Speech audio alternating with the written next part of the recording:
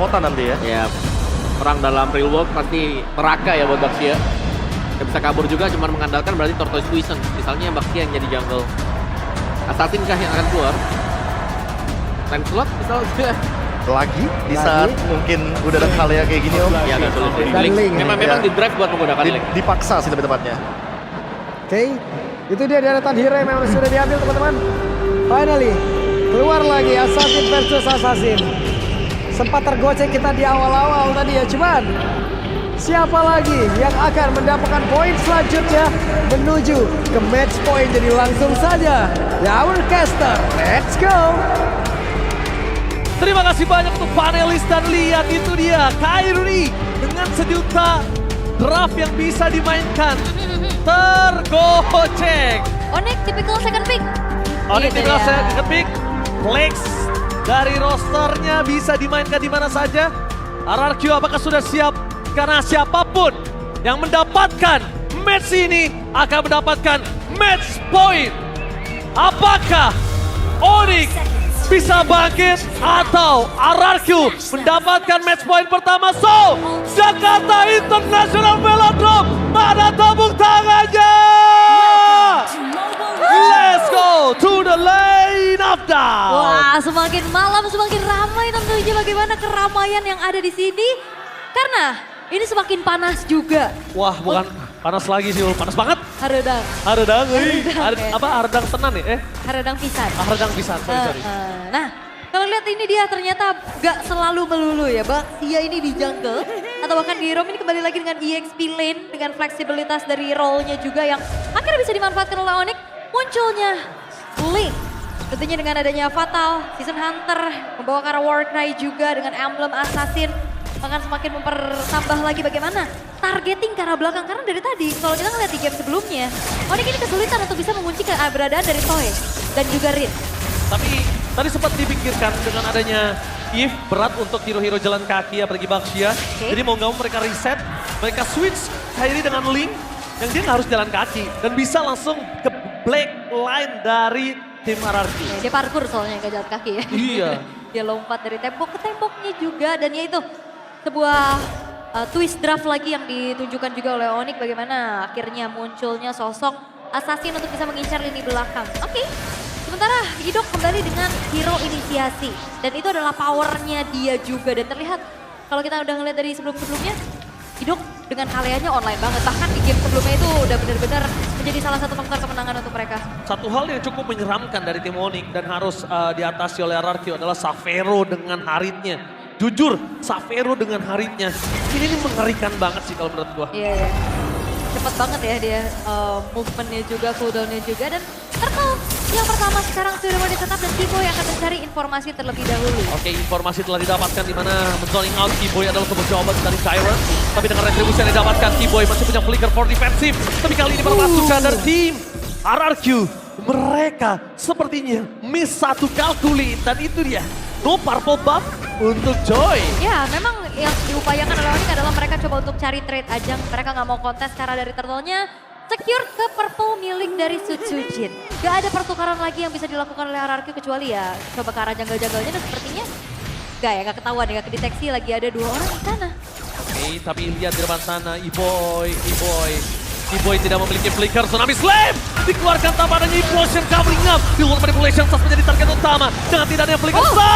Satu yang terakhir tapi sayang sekali Riz memaksa mendapatkan poin kill tersebut. Dengan Savero menuju ke arah mid lane. Ini akan menjadi sebuah pertempuran sangat luar biasa. Dengan damage yang cukup Idok akan ditumpahkan. Tapi nampaknya di depan sana flicker save the day untuk Idok. Almost is never enough. Wah, dan itu dia sebuah backupan yang cepat dilakukan oleh RRQ. Gak segan-segan mengetahui Keyboy-nya ini gak punya item defense yang mumpuni. Gak ada flicker juga untuk kabur. Dan ditarik sudah dengan ada Tsunami Slam. Dan yang berbeda adalah Toy-nya ikut join. Beda dibanding di game sebelumnya Savero yang turun sendiri. Toy-nya akhirnya bisa dapetin 2 poin kill tabungan. Early game untuk Granger dengan persyaratan dia harus snowball. Ini bakal mengerikan buat RRQ. Tapi Gyron flicker for defensive. Mau tidak mau harus dikeluarkan. Karena 3 orang yang komit karena masuk tim. Ini bakal coba untuk mendapatkan Dairon. Dan ingat Dairon, satu power yang harus ditutup sama Lutfi. Jadi kalau Dairon zoning out Onyx, Lutfi juga harus zoning out RRQ. Yap, Itu wajib. Harus ya. mirroring aja.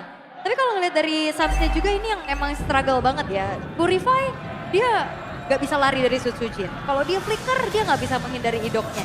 Sehingga akhirnya tadi Sutsujin yang memang targeting ke arah Suns begitu optimal juga. Tinggal gimana caranya RRQ mereka jangan sampai ngebawa ini ke arah terlalu late game. Karena Link dapetin force spike, Link bisa mainin lane. Bisa mainin semuanya. Itu Gak dia. ada yang bisa nutup jalan Link untuk kali ini. Melihat menuju ke arah Turtle, poin utama mereka dari tim Onyx adalah membuka vision terlebih dahulu. Sedangkan dari tim RRQ, mereka sudah standby dengan 5 pemain mereka menuju ke arah Pit Turtle. Yang sangat penting untuk permasukan dari tim RRQ. Idok menunjukkan batang hidungnya, menandakan inisiasi power akan kuat. Dan akhirnya Onyx, daripada untuk mendelay, memaksakan keadaan ada baiknya disengage. Satu jawaban paling tepat. Itu dia ya, memilih untuk disengage karena kebetulan juga Kairinya memang sedang menjalankan satu wave di arah topnya, mendorong lagi, mencari farmingan di tempat yang sangat-sangat memungkinkan juga. Dan Idok, screening dari Idok ini sangat-sangat mengganggu pemain-pemain dari Onyx. Dia nggak bisa akhirnya menguasai area river. Oke, menit 5. Ini harusnya Kairi udah punya laning untuk bisa split push. Dan kalau misalnya RRQ mau coba ngutus Sutsujin untuk head to head dengan Kairi, pastikan ada cover atau enggak. Sama sekali dia dengan Winter. Tapi lihat di arah top lane, dengan damage tambahan Lutfi hampir ter-takedown. Dengan Reckless terthrow up, membuat lawan pasukan dari tim Onyx mereka kehilangan daya badan. Keyboy harus punya badan satu dan bahkan di ini dia Tsunami Slam! Tanpa following up damage, tapi real manipulation tiba-tiba muncul. Sampai di depan sana belum terperangkap. Sama pasukan dari tim Onyx, ada dua tipe yang terbelah dua. Idok tumbang, tapi Sapero terperangkap dan bahkan one last hit. Sapero almost is never enough. Hampir bertahan tapi nampaknya gagal. Membuat para pasukan dari tim Onyx mereka tetap hilang. Godlaner mereka adalah Sutsujin menutup di fight dengan satu buah point kill. Eksekutor Sutsujin dengan begitu baik. Walaupun memang pertukaran terjadi antara kedua belah romer, tapi akhirnya keuntungan bisa dikantongi oleh RRQ dengan banyaknya point kill yang mereka ciptakan. Lagi-lagi 3000 gold difference. Iya, ini terlalu jauh sih dan dominasi kembali ditunjukkan. Karena RRQ akan menuju ke arah match point di depan mata untuk mereka. Tapi balik lagi di game ini, jangan lagi sampai dibawa ke arah mid to the late. Karena lihat Kairinya ini udah mulai mainin lane-lane yang berjauhan juga. Lane bawah udah mulai dimainin, terutama kalau ngeliat dari levelnya juga Kairi masih coba untuk mengejar. Gap 2 level ini akan menjadi sebuah keuntungan sangat-sangat besar untuk Sutsujin. Alright, di depan sana Tsunami Slam! Out of nowhere tiba-tiba membuat para pasukan dari tim Onyx terkena sedut. Dan pakai para pasukan dari tim RRQ. Dengan serangan kejut mereka masih mendapatkan 3 point kill. Yang kehilangan dari Godlanernya. Bahkan membalikkan keadaan. Serangan kejut, terkejut-kejut. Dia mau ngagetin, dia yang kaget. Iya. Langsung keangkat Tsunami Slam dengan follow up ternyata yang cukup juga. Hero-hero kayak Ludwig, Keyboy, ini sangat-sangat bisa di-poke dan juga dipegangin sama Rins. Efek slow-nya, apalagi kalau ada di ujung dari root manipulation itu juga ada efek mobilize. Dan akhirnya Perfect Turtle My bisa God. diamankan oleh RRQ. My God, Perfect Turtle ini bahaya banget sih. Ah, Dari para pasukan dari tim RRQ mereka sudah mengungguli 5.500 gold difference. Meanwhile, para pasukan dari tim Onyx mereka cuma bisa melawan defense. Untungnya dengan ada Parsha, High Ground akan cukup lebih kuat. Oke, diusir mundur kali ini Toei-nya juga. Tapi ya balik lagi RRQ mereka harus kembali bagaimana men-set up keuntungan yang sudah mereka dapatkan ini di-convert menjadi sebuah kemenangan. Oh, Implosion! Idok! Kali ini Barso ditutup dan Keyboy! This is your boy, Keyboy! Again, Implosion calculate dari Keyboy berhasil menutup sosok dari RRQ dengan agresivitas yang mereka miliki. Oke, ini dia Keyboy mulai bangkit dengan This is your boy. Yes. Dan itu adalah reactive movement juga dari Keyboy ya. Di saat ada injak-anjak dari Idok dan langsung Implosion yang dibuka. Tapi masalahnya, tadi juga untuk purple buff dari Kairi itu keambil sama Farsa oleh Suns. Jadi agak sedikit berkurang tempo dari Kairinya juga. Walaupun memang udah jadi 2 modal item critical ya untuk ada Berserker Fury.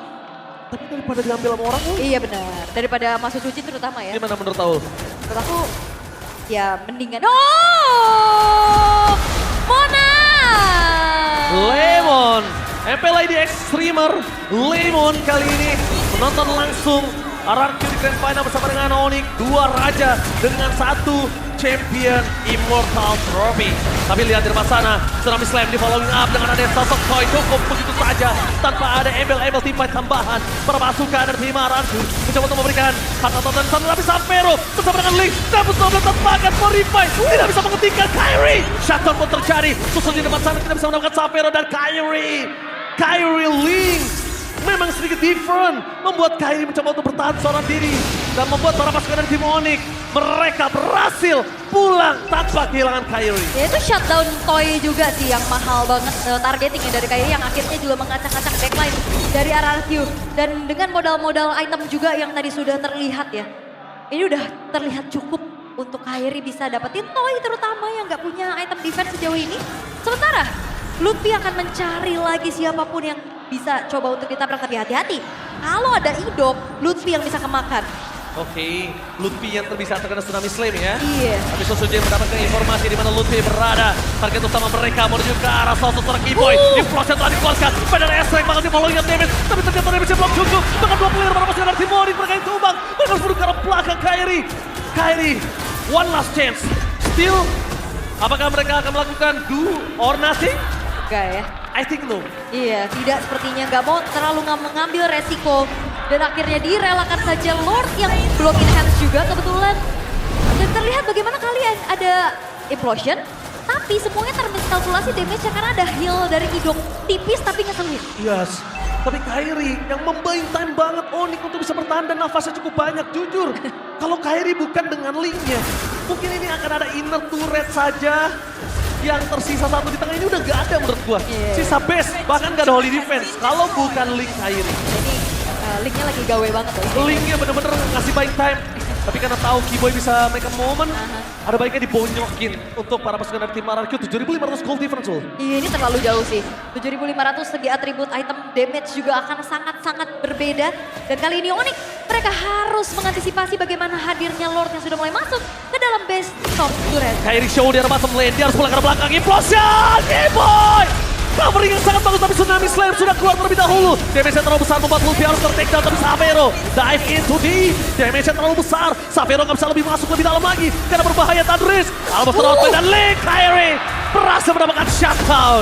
Jadi ya terkena poke damage dari Sapero dan dieksekusi dengan begitu manis oleh Kyrie. Dan kali ini Onyx mereka mempertahankan 3 base turret mereka dengan cukup baik. Sapero mencoba untuk berdasar ke depan sana. Tapi nampaknya Sosujin coming dengan bersama Toy. Damage mereka cukup tapi Sans melakukan rotasi. Mencoba untuk menutup ke arah mid lane. Tapi tampaknya bukan itu tujuan mereka. Tujuan mereka di mana?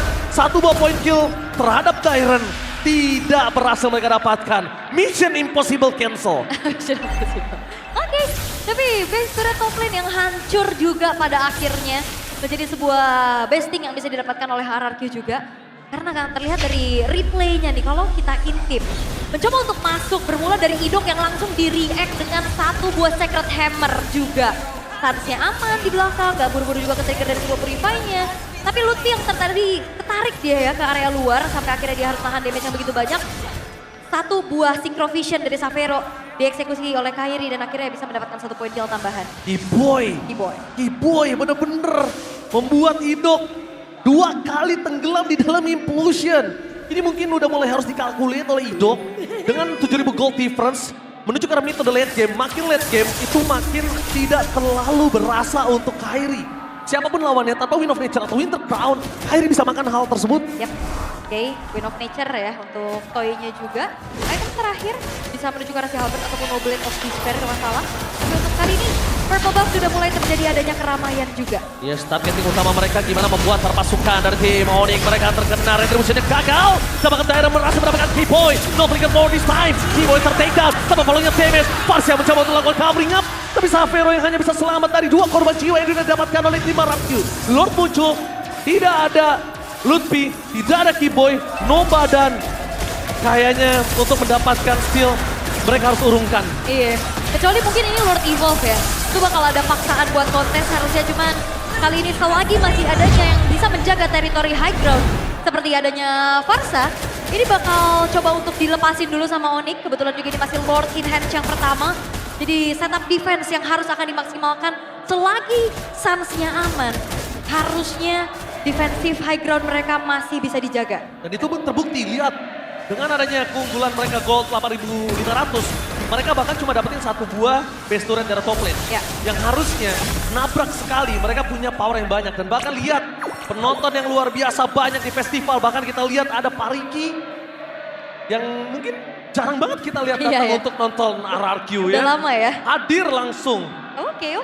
Kita tunggu dari Onyx-nya nih, disorot juga nih ya. CEO-nya Onyx kan. Ko Justin di mana Iya, ya? Ko Justin di mana nih Ko Justin? Alright, tapi untuk sekarang, 3 lane push. Oh, Real world manipulation, no way!